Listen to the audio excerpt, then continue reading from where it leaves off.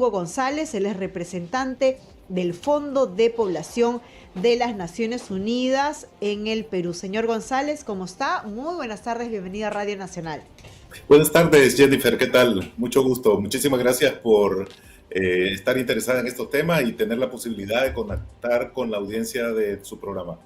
No, usted, muchísimas gracias por la gentil, no, por aceptar esta conversación y en principio leíamos incluso un documento que ustedes remiten en relación a que hace 30 años, ¿no? La Conferencia Internacional sobre la Población y el Desarrollo se fijaban en los objetivos que tenía el mundo a propósito de la población, en básicamente, pues, ¿no? Hacer poblaciones más longevas, más saludables, pero lo que vemos sin duda es que incluso eso lo desnudó también, ¿no? La última pandemia que hemos atravesado, que hay brechas de desigualdad que prácticamente hacen imposible que las poblaciones sea una sola en el mundo. Es decir, aún hay trabajo pendiente.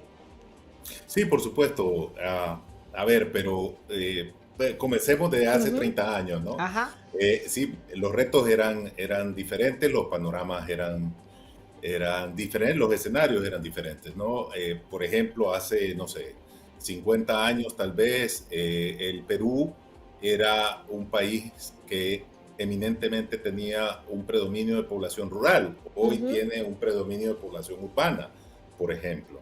ujú, Eh, Antes, en los años 1960, por decir así, la fecundidad, es decir, el número de hijos que una mujer tenía, en promedio era alrededor de 7 hijos por mujer. ujú. Hoy es alrededor de 2 hijos por mujer. Pero más allá que un número, es la capacidad de las mujeres cada vez más de decidir cuántos hijos desean tener y cuántos quieren tenerlos para Ujú. poder tener una oportunidad en igualdad de condiciones de acceder Ujú. a estudios, de Un hacer proyecto una de vida carrera incluso mucho profesional. más igualitario que los varones.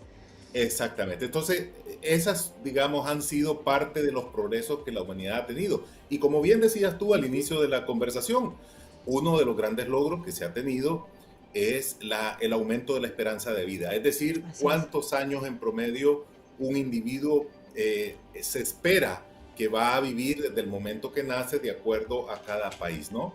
Y en el Ujú. caso de Perú, por ejemplo, en 1950 aproximadamente, las personas vivían o tenían una esperanza promedio alrededor de los 42, 44 años de vida. Y hoy por hoy es casi el doble, es alrededor de los 80, 81 años de vida. Es decir, esos son logros Ujú. definitivamente que la humanidad debe de celebrar porque ha sido el Claro. resultado de una serie de implementación de políticas y por Ujú. supuesto de inversión en los seres humanos. Claro que sí, ¿no? Son logros que en definitiva se tienen que celebrar como no incrementar esta esperanza de vida, pero que también a la vez plantean muchos retos, ¿no? Retos a sus autoridades en cómo generar incluso, por ejemplo, un debate que sigue pendiente en nuestro país es el tema del seguro, ¿no? Del seguro previsional. ¿Qué hacemos con, ¿no? Una población que cada vez es más longeva y que no prevé esta situación para el futuro? Bueno, sí, definitivamente tú planteabas las desigualdades. Ajá. Sí, prevalecen algunas desigualdades, desigualdades territoriales, desigualdades entre diferentes personas con diferencias socioeconómicas Ajá. importantes. Eh, por ejemplo, si nosotros vemos hoy cómo la población, en el caso de el Perú, cómo va, digamos, progresando, uno podría observar que la población adulta mayor es una que crece aceleradamente, Sí. pero además de que crece aceleradamente, tiene un rostro femenino, porque las Ujú. mujeres hoy por hoy viven más que los hombres, aproximadamente entre 5 y 7 años más, pero ¿en qué condiciones Ujú. es que su esperanza de vida es mayor? Cuando un gran número de ellas todavía es el porcentaje más alto de población analfabeta, por ejemplo, que no Ujú. saben leer ni escribir. Es el porcentaje que tiene menor cobertura, casi a la mitad de lo que tienen los hombres en términos de seguridad social. Claro. Es un gran número de ellas que asume la informalidad, es decir, que están en el mercado laboral informal y por eso es que tienen también menor protección social al momento de envejecer. Es decir, hay una serie de retos que tú planteas, que por supuesto son parte de los desafíos que los estados hoy por hoy confrontan en diferentes circunstancias y momentos, ¿no? Y señor González, entonces, de acuerdo a lo que usted nos señala, podemos incidir o podemos incluso llegar a pensar de que la desigualdad tiene, en definitiva, rostro de mujer. Bueno, hay diferenciales definitivamente que así lo enmarcan. Estos que acabo de mencionar son algunos de ellos. También la doble o triple jornada laboral Claro. remunerada y no Y no remunerada, por remunerada, la ejemplo. invisible, ¿no? La Exacta, que se hace exact- en el hogar.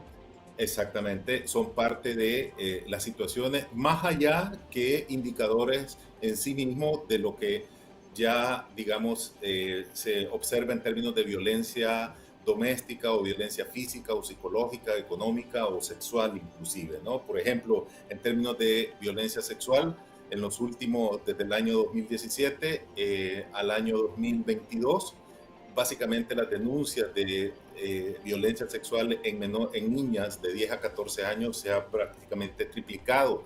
Pero eso no es, digamos, la realidad, porque como todos sabemos, Ujú. no necesariamente ese registro de denuncias y atenciones reflejan la realidad, además de Exacto. otras condicionantes como que los diferentes o las diferentes instituciones a las cuales recogen esa data no necesariamente están interconectadas y por lo tanto no se visibiliza, digamos, la totalidad de que cada institución está atendiendo. Entonces, son parte de las complejidades, pero definitivamente hay una serie de desigualdades de género que lamentablemente hoy todavía prevalecen. Ujú. Y usted está viendo, en todo caso, si es que la estrategia que se toman por parte de las autoridades, ¿no? Digamos, el gobierno central, de manera conjunta con los gobiernos regionales, locales, ¿no? Están haciendo su tarea porque, digamos, cada vez que hablamos de estas problemáticas que son una constante en países como el nuestro, se dice, se está atacando de manera transversal, multisectorial.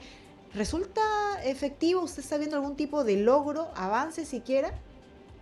Mira, yo diría que hay logros que se Ujú. pueden, por supuesto, nombrar eh, en diferentes sectores. Por ejemplo, la matrícula escolar que antes era diferenciada entre niños y niñas es Claro. un tema que hoy por hoy está, digamos, Ujú. salvado, por así decirlo. Digo, la matrícula desde la, eh, desde la educación básica, ¿no? Preescolar, ¿no? Claro. Son temas que antes existían también y que son parte de lo que hoy por hoy se ha superado. Pero definitivamente, y en el sector salud también, es decir, hay otros indicadores que muestran, por ejemplo, mejor eh, la razón de mortalidad materna. Tú sabes que para la pandemia, por ejemplo, se incrementó lamentablemente a 60% el número de mujeres que fallecieron por Ujú. causas relacionadas a de forma indirecta a la pandemia y también de forma directa porque los servicios estaban cerrados. Pero eso, hoy por hoy, el país incluso ha vuelto a algunas cifras que parecieran estar por debajo de los niveles prepandémicos, ¿no? Entonces, hay en diferentes sectores, yo diría, hay progreso, hay avance, Ujú. pero también hay desafíos y hay Ujú. desafíos que vale la pena seguir Claro. apostando digamos, invertir cada vez más en, por ejemplo, la educación de niñas, adolescentes y mujeres, para que, eh, digamos, en esa fórmula del envejecimiento de la población, que no debe de verse de ninguna manera como un aspecto negativo, todo lo contrario, el que hoy por hoy la población envejezca y tenga más años o alcance más años de vida es un logro. Y así Ujú. debe verse como una oportunidad y como un derecho de las personas a envejecer. Y por lo tanto, en la ecuación de hacer sostenible las demandas que esta población va a necesitar, al igual que lo necesitaron el cúmulo de población infantil en su momento, cuando teníamos una base bastante amplia de niños, es que tenemos que ver y apostar a la educación para que la productividad, por ejemplo, por individuo, de manera, es decir, individual, Ajá. sea mayor y mejor, y que eso entonces genere ingresos mayores per cápita de lo que hoy por hoy Exacto. digamos, se Se está da por el produciendo. círculo virtuoso, ¿no? Como tendría que darse, porque Recordemos, pues la educación es uno de los pilares del desarrollo de cualquier sociedad. Muchísimas gracias.